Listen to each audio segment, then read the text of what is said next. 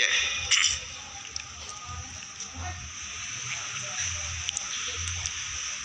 सत्संगत जी, प्रेमा ने बोला।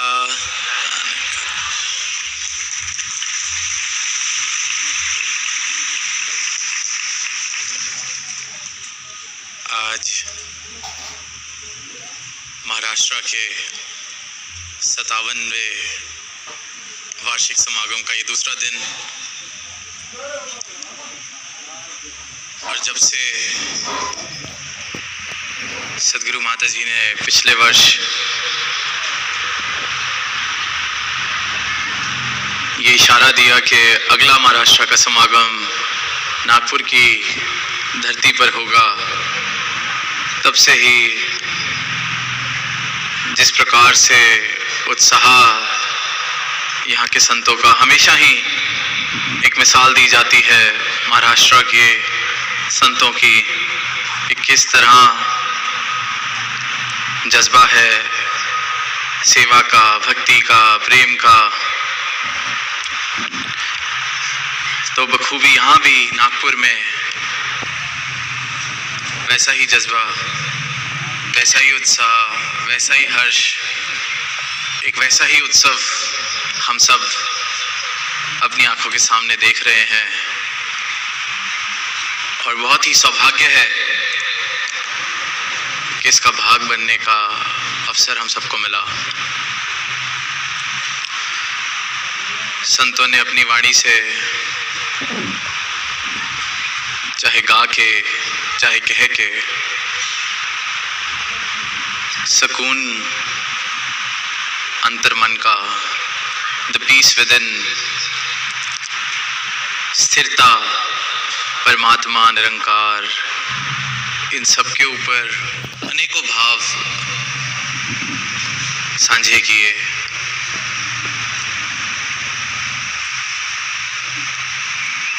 और हर भाव जो साझा किया जा रहा है या किया जाता है इस मंच से, किसी के भी द्वारा,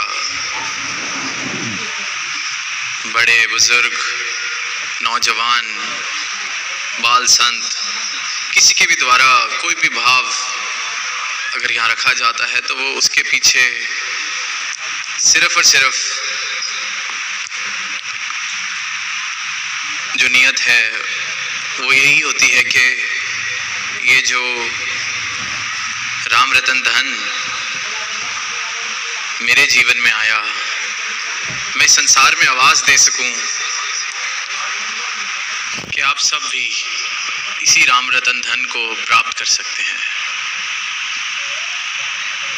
यही नियत होती है कि मैं बता सकूं कि मेरे जीवन में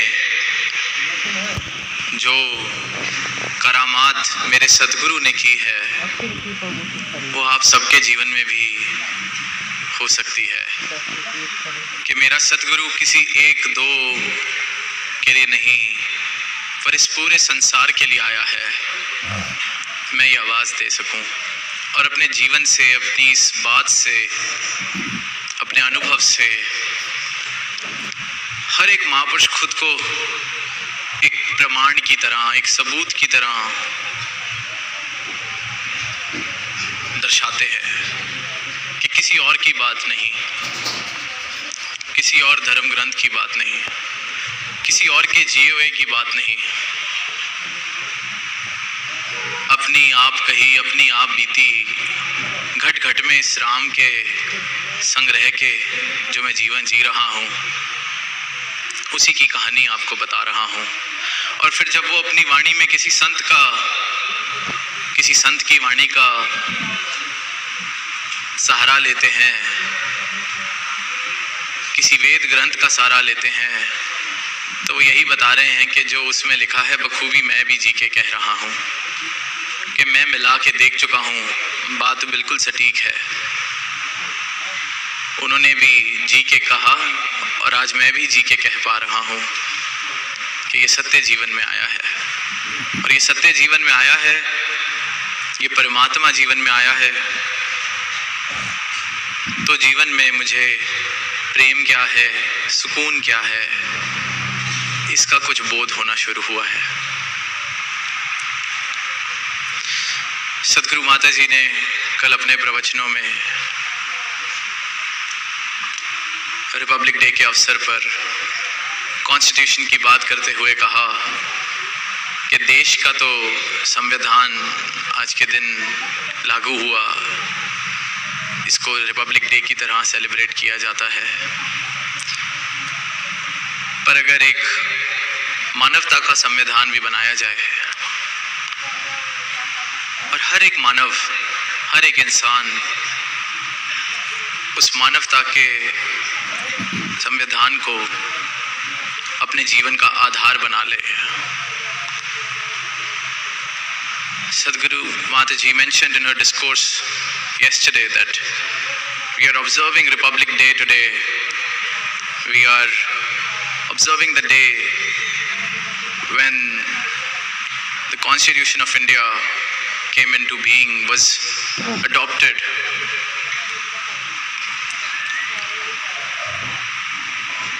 And then Mataji said that may we all as humans, may we all also adopt a constitution of humanity in our lives, which is based on all human values. And may every human may all of us make that constitution the foundation of our lives. A constitution of humanity which talks about love, peace, brotherhood, oneness, a world without walls. And may all those values become the foundation of our lives. And then the world that we see today will definitely be a better place than what it is now. At least my world, the world as I know it. All of us, while we are living in this world, we also have formed our own little worlds, which consist of my own family, my colleagues, my friends.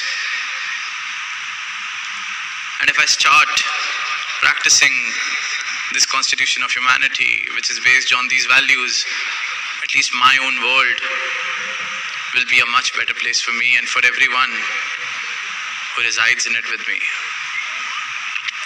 तो इन्हीं भावों का जिक्र किया गया कि ये जो मानवीय गुण है, ये संविधान इस प्रकार अगर हर एक इंसान अपने जीवन में लागू कर ले, अपने जीवन में उसको आधार बना ले कि ये जीवन जिया जाएगा, तो इन गुणों के आधार पर प्रेम के, विनम्रता के, भाईचारे के, दीवार रहित संसार बनाने के लिए जो भी प्रयत्न करना है एक इंसान को, वो सारे प्रयत्न करेगा। तो ये जीवन, ये दुनिया, ये संसार वाकई में एक सुनहरा रूप लेता चला जाएगा। कितने महापुरुषों ने ये बात को इन पिछले 2 दिनों में और अक्सर कई समागमों पर दोहराते हैं कि ये समागम सदगुरु इसलिए ये नज़ारा रचाते हैं कि देखा जा सके कि ये भी एक जीने का तरीका है, जहाँ ये मानवता का संविधान, सच्चाई के आधार पर बनाया गया संविधान एक एक जीवन के लिए मार्गदर्शन का, प्रेरणा का स्रोत बन रहा है। नागपुर में आए तो बात की गई कि इसको सिटी ऑफ ऑरेंजेस कहा जाता है, संतरों का शहर।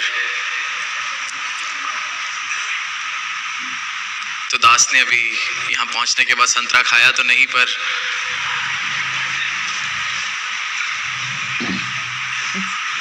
अभी हाल ही में सिक्किम में दास संतरा खा रहा था।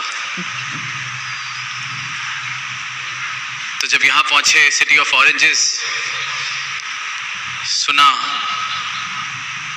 तो भाव यही गया कि संतरे को जब हम देखते हैं तो जो उसका छिलका है हम उसको हटाते हैं, फिर एक एक करके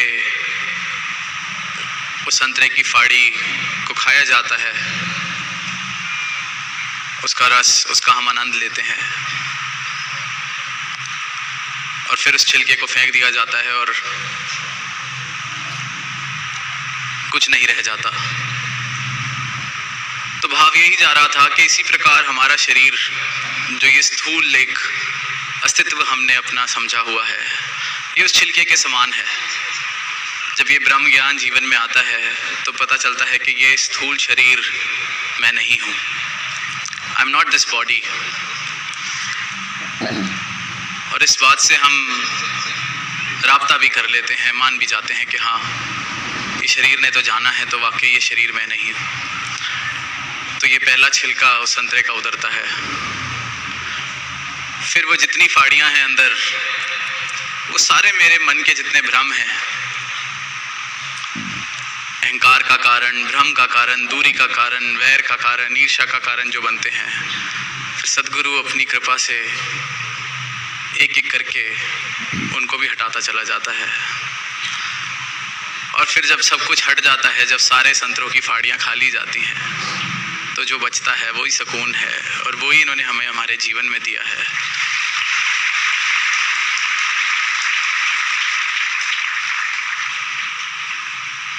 बात करी जाती है कि सुकून, परमात्मा, सत्य, तो ये सत्य है क्या? What is truth? तो सदगुरु माता जी अक्सर अपने प्रवचनों में फरमाते हैं कि जो बदल सकता है वो सत्य नहीं। Something which can change cannot be called the truth. And when we look around us, when we see the world around us, there is nothing that we know which cannot change. इस दुनिया में जितनी चीज़ें हम देखते हैं, जानते हैं, पहचानते हैं, उसमें से एक भी ऐसी चीज़, एक भी ऐसी वस्तु, एक भी ऐसी जगह हम उंगली नहीं रख सकते जो कह दें कि ये है जो बदल नहीं सकता। सुबह सूर्य उदय, शाम को सूर्य अस्त। किसी प्रांत में गए इस वक्त तो वहाँ मौसम गर्मी का, किसी प्रांत में गए तो वहाँ बर्फ पड़ रही है, और जिस प्रांत में सर्दी है वहाँ कल गर्मी हो जाएगी। तो किसी भी बात की गारंटी नहीं। आज हम यहाँ हैं इस शरीर में, इस शरीर ने नहीं रहना। तो कुछ भी ऐसा अटल सत्य जो हर एक चीज, हर एक मौसम, हर एक वक्त, हर एक दिन स्थिर एक जैसा रह सके, हम किसी भी चीज को नहीं कह सकते। अपने ही मन के भावों की बात करते हैं, वो मन के भाव कितनी जल्दी बदल जाते हैं। आज किसी के लिए दिल में प्रेम है, कल उसी से ईर्ष्या कर बैठते हैं। आज किसी के लिए दिल में सत्कार है, कल उसी से ही वैर कर बैठते हैं। तो मेरे मन के ये जो भावनाएं हैं, ये भी सत्य नहीं, ये भी बदल जाती हैं। आज दीन दुखियारा महसूस कर रहा हूं खुद को, तो परमात्मा के चरणों में सर झुकाने के लिए उसी पल तैयार। कल जीवन में कोई ऐसा मौका आ गया जहां महसूस करता हूं कि सब मेरे हिसाब से ही चलता है, बहुत बढ़िया चल रहा है, तो उस दिन इस शीश को झुकाना मुश्किल लगता है। फिर मैं बात करता हूं और पूछता हूं कि कहीं ये परमात्मा कुछ करता भी है या होता भी है, इसमें भी बदलाव। तो सत्य सिर्फ उसी चीज को कहा जा सकता है जो हर पल में स्थिर, हर पल में सत्य है। The only entity which can be called as truth is the one which never changes. And with Sadhguru's Brahm Gyan, the grace that Sadhguru bestows upon us, we realize what truth actually is. इनके ब्रह्म ज्ञान की कृपा से जिसके जीवन में भी ये कृपा हुई है, ये ब्रह्म ज्ञान आया है, सदगुरु ने नश्वर और शाश्वत को अलग करके दिखा दिया। जो ये चलता हुआ संसार है, चलता हुआ माया का रूप है, उसको सत्य से अलग करके बता दिया कि ये माया है और ये सत्य है। ये संतरे की फाड़ियां जब हट गईं तो जो रह गया वो ही सत्य है।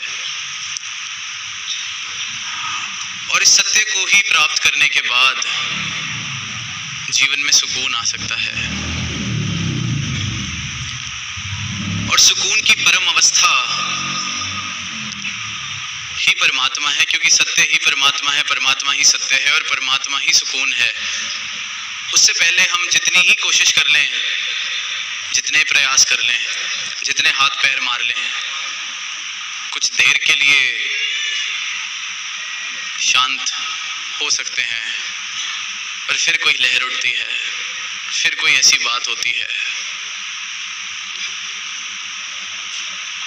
तो जिसने इस माया को, इस नश्वर माया को जान लिया, पहचान लिया और उसको अलग करके इस सत्य का बोध कर लिया, उसके जीवन में सदगुरु के ज्ञान से हर पल में सुकून।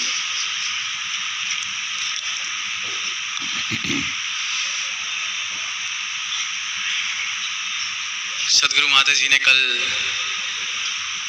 कहा कि एकत्व इस परमात्मा के साथ बन जाए तो जीवन में सुकून का अनुभव किया जा सकता है, जीवन में शुक्राने वाले भाव आ जाते हैं।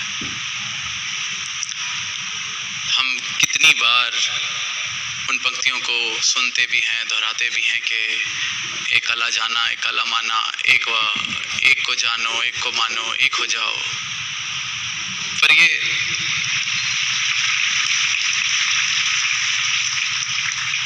पर जो एक होने की अवस्था सदगुरु ने कल कही कि ये एक अगर हो जाए इस एक के साथ, इसकी रजा के साथ मैं अपनी रजा को एक कर लूं,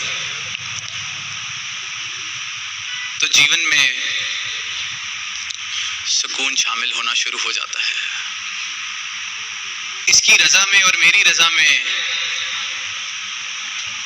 भेद ना रहे, फर्क ना रहे, संघर्ष मेरे जीवन से इस प्रकार से खत्म हो जाए कि मैं इसकी रजा में बहने को तैयार हूं, तो सुकून जीवन में शामिल हो जाता है। कल जो वो पेड़ की टहनी का उदाहरण लेकर हजूर ने फरमाया कि वो टहनी बोले कि मुझे भी सीधा उगना है, मैं इस प्रकार इस दिशा में क्यों उग रही हूं? तो जब तक तो वो टहनी खुद को टहनी की तरह देख रही है, तो अनेक ऐसे सवाल उसके मन में आ सकते हैं कि मैं इस दिशा में क्यों उग रही हूं, मैं नीचे की तरफ क्यों झुक रही हूं, मुझ पर पत्ते और मेरी साथ वाली टहनी पर फूल, मुझ पर पत्ते और मेरी साथ वाली टहनी पर फल। जब तक तो खुद को टहनी समझ रही है, तब तक ये सारे सवाल उसके मन में आने लाजमी हैं। पर जब उसको इस बात का बोध करा दिया जाए कि असल में तू टहनी नहीं, तू पेड़ ही है, तेरा अस्तित्व टहनी का नहीं, इस पेड़ का ही है, तो ये बोध उसकी सारी इन शंकाओं को, सारे इस देखने के नजरिए को बदल देता है कि मैं टहनी की तरह जीवन जी रही थी, पर अस्तित्व मेरा विशाल, कितना विशाल, मैं पूरे का पूरा पेड़ ही हूँ, मैं पेड़ से अलग थी ही नहीं। और यही इंसान की हालत है। हम अक्सर वो बूंद और सागर की बात करते हैं कि बूंद सागर में मिल जाए तो सागर हो जाए, पर हम सुनते हैं, कहते हैं, फिर सुनते हैं, फिर कहते हैं, पर अक्सर इस बात से अपने जीवन को संचालित नहीं कर पाते। जीवन की जो मेरी गाड़ी चल रही है उसमें इस बोध को शामिल नहीं कर पाता। आज अष्टवक्र गीता का सहारा लेते हुए बच्ची ने कहा कि द्वैत ही दुख का मूल है। वही बात कि एकत्व जीवन में नहीं आया। मैं खुद को और अपनी खुदी को नहीं छोड़ पा रहा, नहीं समझ पा रहा मेरा अस्तित्व क्या है, तो जीवन में सुकून आना बहुत मुश्किल, क्योंकि समर्पण जीवन में नहीं आएगा तो एकत्व भी नहीं आ सकता। एकत्व जीवन में नहीं आएगा तो जीवन में शिकवा, दरार, संघर्ष, इस परमात्मा के साथ ही संघर्ष में करता चला जाऊंगा। एक और कारण जो इंसान अपने सुकून को अक्सर खुद ही अपने हाथ से गला घोटता है अपने सुकून का, वो है तुलना, कंपैरिजंस। मुझे लगने तो लग जाता है कि मुझे बोध हो गया, मैं इस परमात्मा को जान चुका हूं, मैं भक्त हो गया हूं, पर फिर मेरी नज़र किसी और की भक्ति पर, किसी और के चाल चलन पर जाती है, और फिर मैं कहने लगता हूं कि ऐसे थोड़ी भक्ति होती है, इसे थोड़ी भक्त कहा जाता है, ये क्या तरीका हुआ। फिर मैं दुनिया को सोचता हूं बताने वाला मैं ही हो गया, तुलना में आ जाता हूं, फिर और बड़े होने की कोशिश, कंपैरिजंस, महत्वाकांक्षाएं। शब्द तो मेरे ये कह रहे हैं कि जीवन में आनंद है, जीवन में सुकून है, जीवन में परमात्मा है, मेरे पास ब्रह्म ज्ञान है, पर ये कैसा सुकून, ये कैसा परमात्मा मेरे जीवन में है कि किसी और को भक्ति करता देख, किसी और के जीवन को देख, अचानक से सारा सुकून सब भूल बैठता हूँ और परेशानी उठने लगती है दिल के अंदर, किसको तो पता ही नहीं। तो वाकई ही कोई ज्ञानी हो जाए, ब्रह्म ज्ञानी हो जाए, सुकून को, परमात्मा को प्राप्त कर ले, उसकी अवस्था तो इतनी सहज हो जाए कि वाकई अगर कोई ऐसी बात भी है तो उससे उसका सुकून नहीं खराब हो सकता।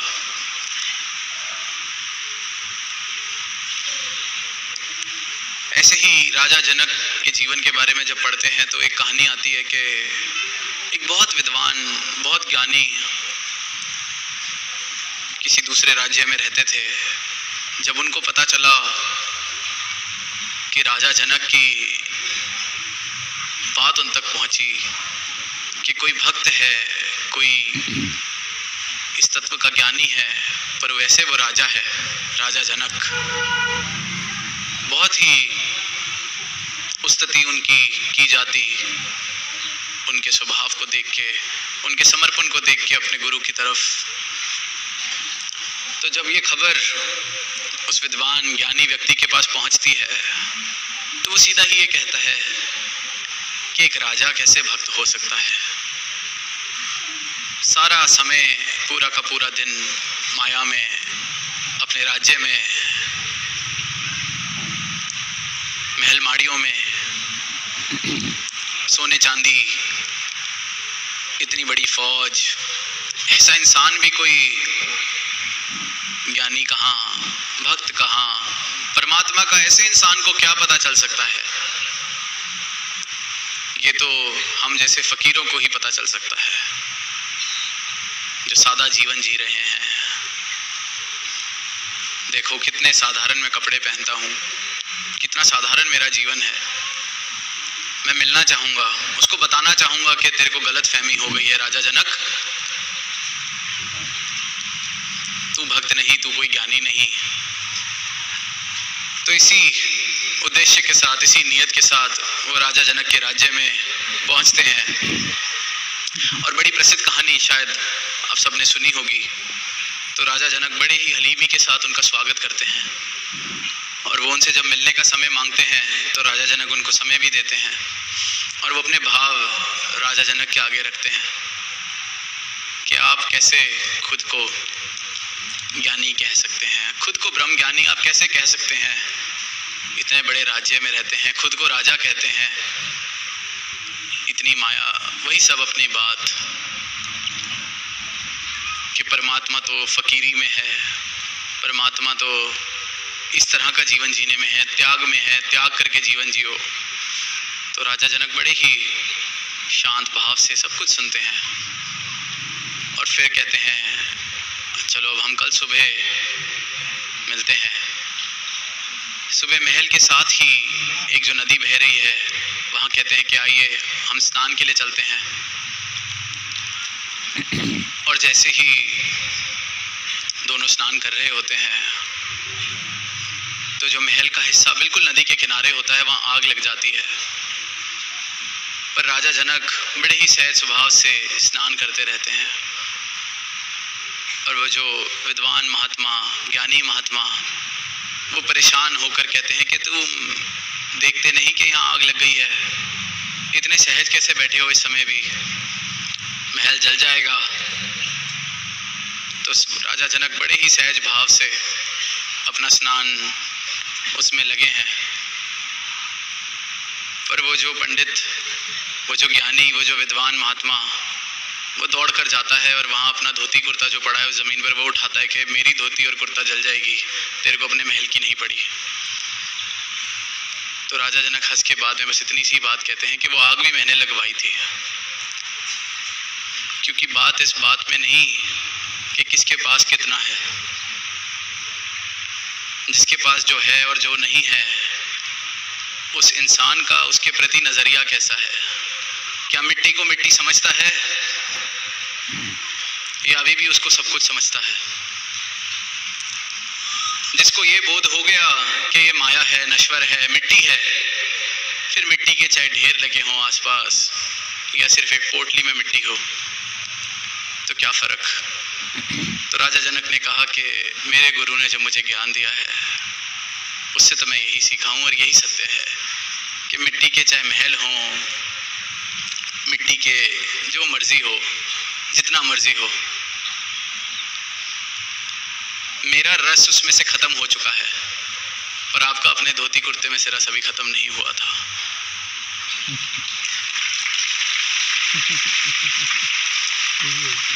आपका मेरे महल माड़ी में मुझसे ज़्यादा रस है, क्योंकि अब इतनी दूर से मेरे महल को देखते हुए यहाँ तक पहुँच गए मुझे बताने के लिए। तो ये जो तुलना है कि भक्ति कैसे करी जा सकती है, क्या होता है, भक्ति करने का एकमात्र तरीका देश काल के समय मुताबिक सदगुरु जी में चलाना है।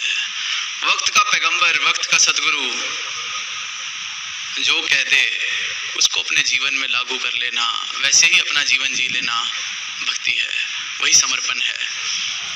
और जिसके जीवन में ये भक्ति, ये समर्पण आ जाए, ऐसा हो ही नहीं सकता कि उस जीवन में सुकून की सुगंध ना आए, सुकून बस ना जाए। और सदगुरु जब ब्रह्म ज्ञान देते हैं तो ये परमात्मा से जब मिलवाते हैं, दर्शन कराते हैं इस परमात्मा के, सत्य के, इस विराट स्वरूप के, तो वो बात भी हम अक्सर सुनते हैं कि शारक से भी नज़दीक जो परमात्मा है उसके मैं दर्शन कर लेता हूँ। पर उससे पहले वाली जो अवस्था है वो जो लिखी गई है कि कस्तूरी कुंडल बसे मृग ढूंढे बन माही, ज्यों घट घट में राम है दुनिया देखे नाही। कि वो जो कस्तूरी की खुशबू जिसके पीछे वो मृग जिसको ढूंढते हुए, जिसको सूंघते हुए पागल हुआ जा रहा है कि ये खुशबू कहाँ से आ रही है, इस खुशबू तक मैं पहुंच सकूं। उसको पाने की चाहत में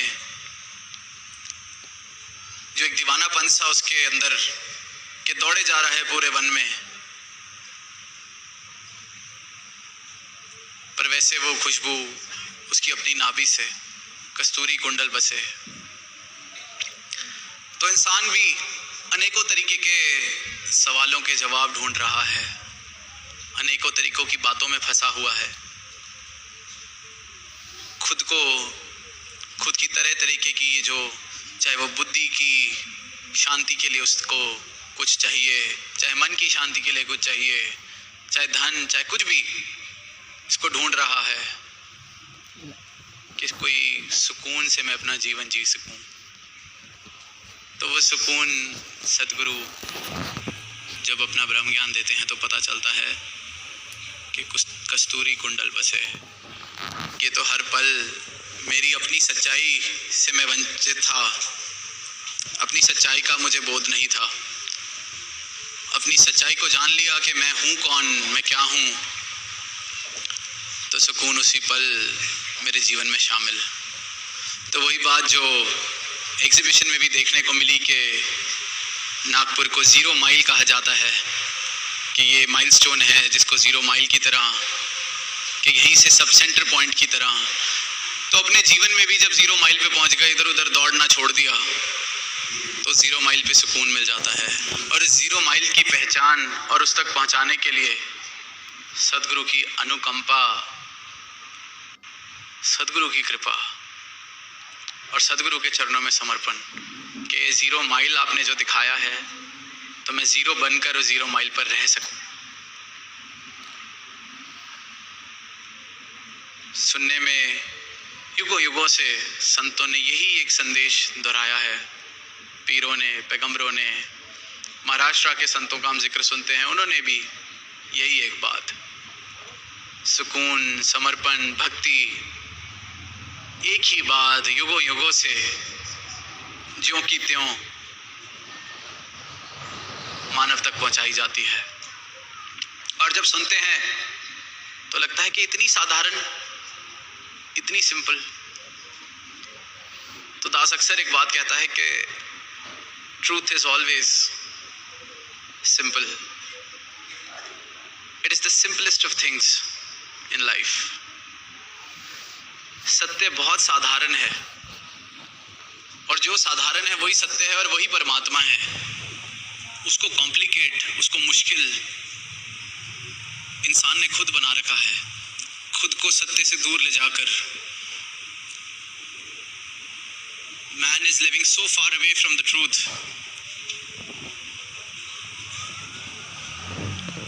living in complexities created by his own mind, by the society that he lives in. But the real truth is very simple.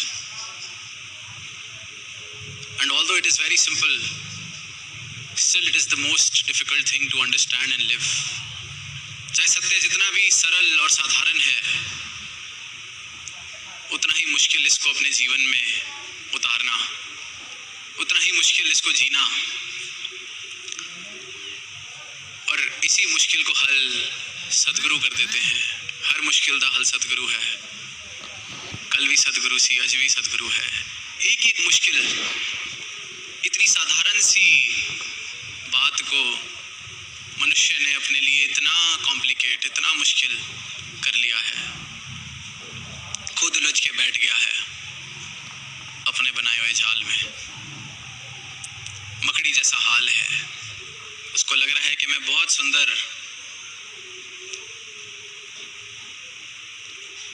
माया अपने इर्द गिर्द इकट्ठी कर रहा हूँ, जिस प्रकार मकड़ी बड़े सुंदर तरीके के वो जाल बनाती है। उसको नज़दीक से देखो तो लगता है किसी कारीगर का काम है। इतनी इंट्रिकेट, इतनी कुशलता से उस जाल को बनाया जाता है, फिर उसमें ही फंस जाती है। और यही काम जो हमें लगता है कि कमाल करे जा रहा हूँ मैं, इतना सुंदर अपने आसपास संसार खड़ा कर दिया है, कमाल। और इस सुंदर संसार में ही फंस के रह जाता हूँ। और अंत समय जब समझ आता है कि तो झूठ में ही फंस के रह गए, मूर्खता भरा जीवन जीते रह गए।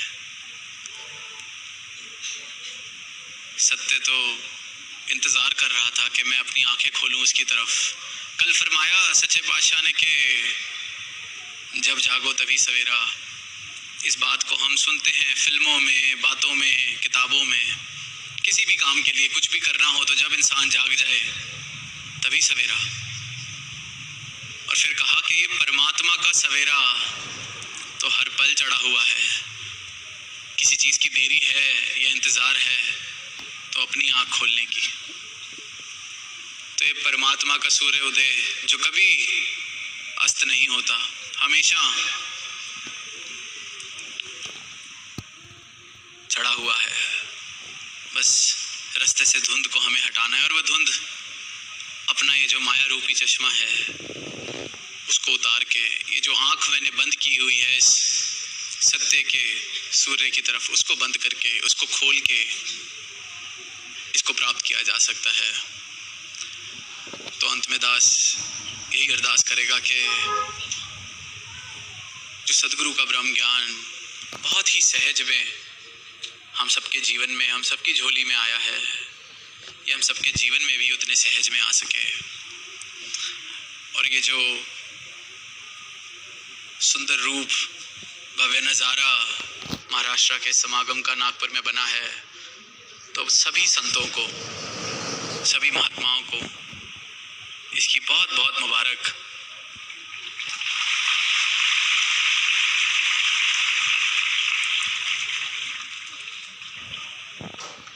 सेवा दल के भाई बहन जिन्होंने दिन रात एक करके सेवाएं की, और महापुरुष जिन्होंने अपनी अपनी जैसी जैसी सेवा सदगुरु ने उनको बख्शी हुई है बखूबी सबने निभाई, तो आज ये नज़ारा बना है। और ये समागम तो इनकी कृपा से होते ही रहेंगे और विशाल होते रहेंगे।